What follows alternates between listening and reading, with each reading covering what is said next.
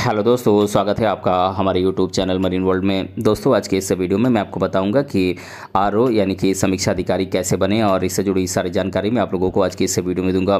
दोस्तों, वीडियो में आगे बढ़ने से पहले मैं आपसे रिक्वेस्ट करना चाहूँगा कि अगर आपने अभी तक इस चैनल को सब्सक्राइब नहीं किया है तो इसे ज़रूर सब्सक्राइब कर लीजिएगा और अगर ये वीडियो अच्छा लगे तो इसे शेयर जरूर कीजिएगा। तो चलिए दोस्तों, इस वीडियो को स्टार्ट करते हैं। दोस्तों, आरओ यानी कि रिव्यू ऑफिसर, जिसे हिंदी में समीक्षा अधिकारी कहते हैं।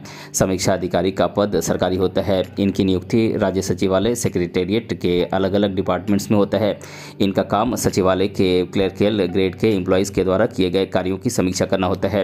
तो दोस्तों, आज हम जानेंगे आरओ कैसे बने, आरओ के लिए क्या क्या क्वालिफिकेशंस होती हैं, इनके लिए योग्यताएं क्या क्या हैं, आरओ की सैलरी कितनी होती है। इससे जुड़ी तमाम जानकारी मैं आप लोगों को आज की इस वीडियो में दूंगा, इसीलिए इस वीडियो को अंत तक जरूर देखिएगा। दोस्तों, आरओ का फुल फॉर्म रिव्यू ऑफिसर होता है, जिसे हिंदी में समीक्षा अधिकारी कहते हैं।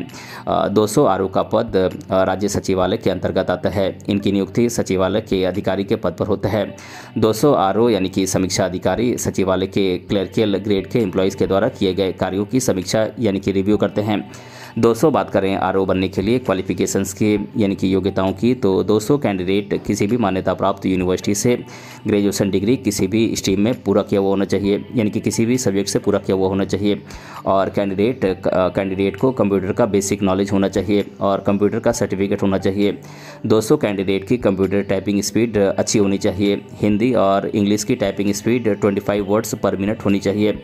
दोस्तों, कैंडिडेट की मिनिमम एज 21 साल होनी चाहिए और मैक्सिमम एज 40 साल से ज़्यादा नहीं होनी चाहिए। दोस्तों, कैंडिडेट को मैक्सिमम एज लिमिट में सरकार के द्वारा रिजर्व कैटेगरी के अंतर्गत आने वाले कैंडिडेट्स को मैक्सिमम एज लिमिट में कुछ छूट दी जाती है। दोस्तों, कैंडिडेट ग्रेजुएशन पास किया हुआ होना चाहिए और कंप्यूटर का बेसिक नॉलेज कैंडिडेट को होना चाहिए।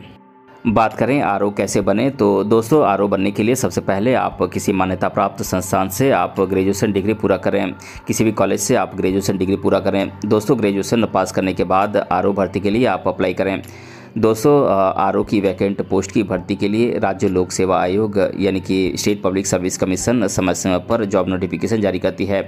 दोस्तों, जब आरओ की रिक्रूटमेंट नोटिफिकेशन निकलती है उस समय आप ऑनलाइन अप्लाई करें।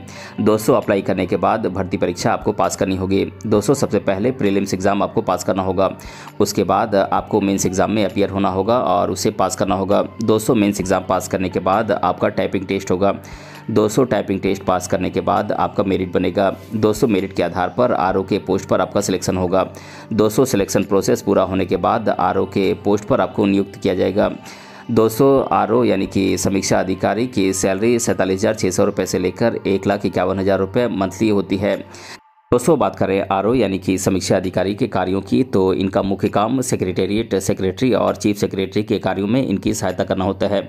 दोस्तों, जिले के कार्यों का लेखा जोखा तैयार करना आरओ यानी कि समीक्षा अधिकारी का काम होता है।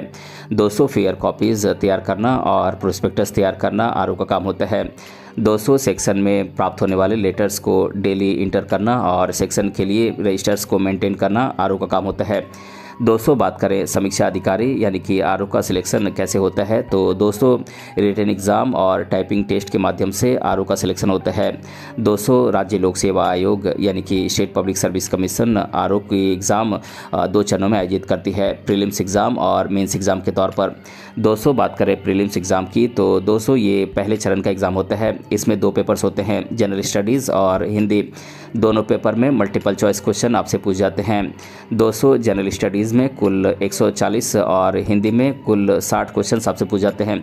इस तरह से कुल मिलाकर 200 मल्टीपल चॉइस क्वेश्चन आपसे 200 मार्क्स से पूछ जाते हैं और हर क्वेश्चन 1-1 मार्क्स से होता है। दोस्तों, जनरल स्टडीज़ में आपसे Indian history, Indian geography, economy, polity, agriculture और साइंस सब्जेक्ट से आपसे क्वेश्चन पूछ जाते हैं और हिंदी में ग्रामर से आपसे सब क्वेश्चन पूछ जाते हैं।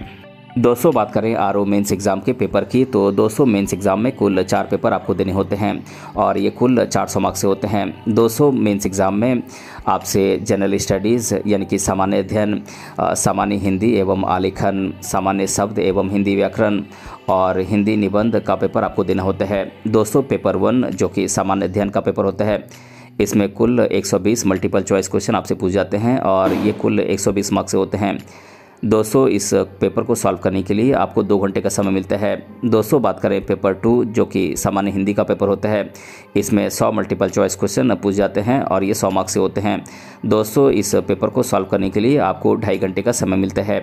दोस्तों बात करें पेपर 3 जो कि सामान्य हिंदी एवं हिंदी व्याकरण का पेपर होता है, इसमें आपसे 30 क्वेश्चन 60 मार्क्स से पूछ जाते हैं और इस पेपर को सॉल्व करने के लिए आपको 30 मिनट का समय मिलता है। दोस्तों बात करें पेपर 4 की जो कि हिंदी निबंध का पेपर होता है, इसमें कुल 120 मार्क्स के क्वेश्चन आपसे पूछ जाते हैं और इस एग्ज़ाम के लिए यानी कि पेपर 4 के लिए आपको 3 घंटे का समय मिलता है।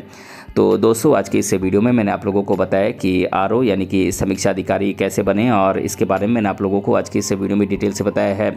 दोस्तों अगर आपको ये वीडियो पसंद आया है तो अपने फ्रेंड के साथ इसे ज़रूर शेयर कीजिएगा और अगर आप चैनल पर नए हैं तो इसे ज़रूर सब्सक्राइब कीजिएगा। मिलते हैं अगले वीडियो में किसी अन्य टॉपिक के साथ, तब तक के लिए धन्यवाद।